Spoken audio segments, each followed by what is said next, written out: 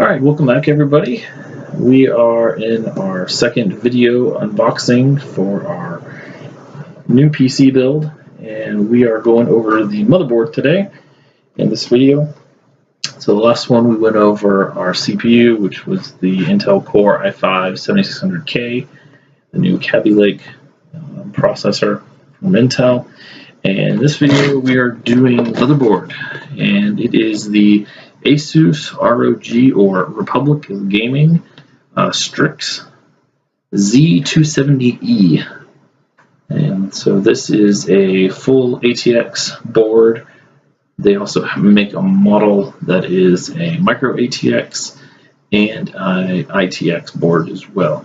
The E on this one denotes that it has Wi-Fi on it. Actually, there's a Model F that is sans the Wi-Fi on it, which is basically the same board, it's just a little bit cheaper. So let's go ahead and open it up. Just to note, I got this kind of Amazon warehouse deal, so this was technically an open box, hence the little sticker that you can see here. That's been certified by Amazon, I guess. So let's take a look. What's inside? So we have, this is the external Wi-Fi antenna that comes with the backplate for all of the I/O devices. And that's something I like. It's black. Some motherboards have them in silver. This will make it look very nice in black cases and just adds to the overall aesthetic.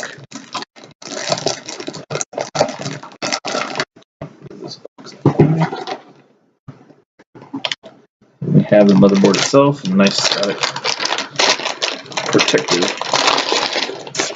sleeve.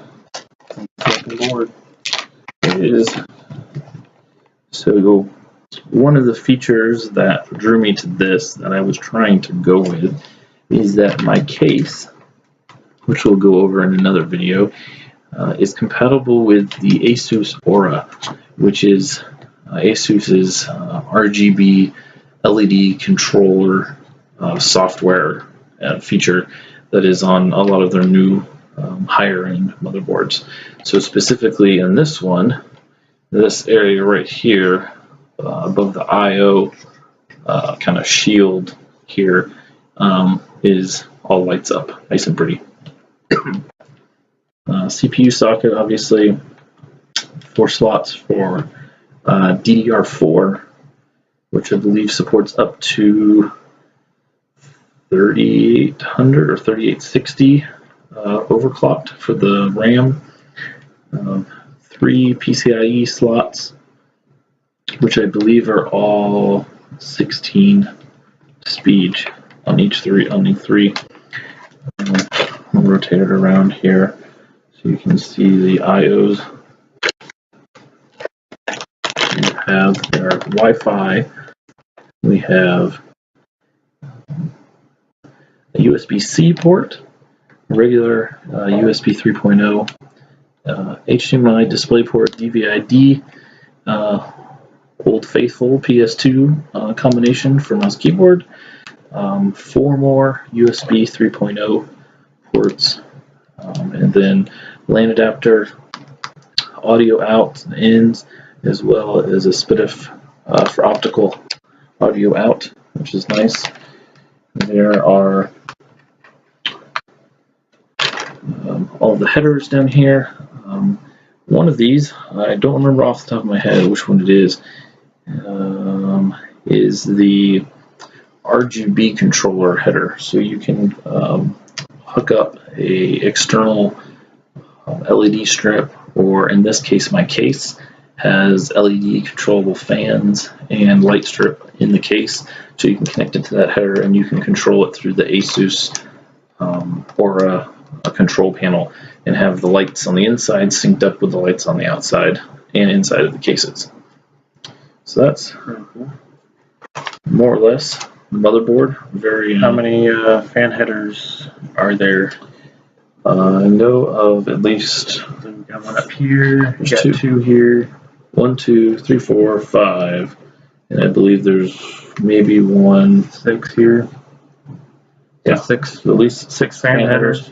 In the case specifically, I'll go over in the other video, has an actual case controller built into the case itself, so you can hook everything up essentially to the one and power it, and I'll have all the extra fan cables cluttering up the motherboard so you can get the build nice and clean. This also does support M2 slots. There's 2 of them, one here and one here.